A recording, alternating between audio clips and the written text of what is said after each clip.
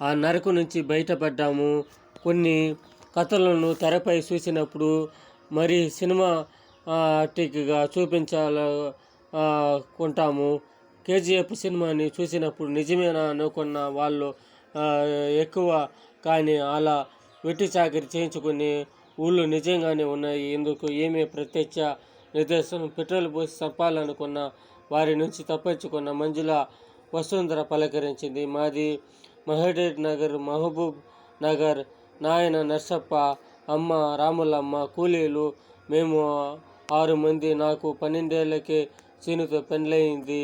8 ఏళ్ళకి 4 ఆడపిల్లలు పుట్టిండ్రు. ఎంత కష్టమో ఆడపిల్లలకు. ఈ విధంగా ఈ కాలంలో కూడా కష్టాలు బయటపడతా ఉన్నాయి. లోకమే అందరూ కలిసికట్టుగా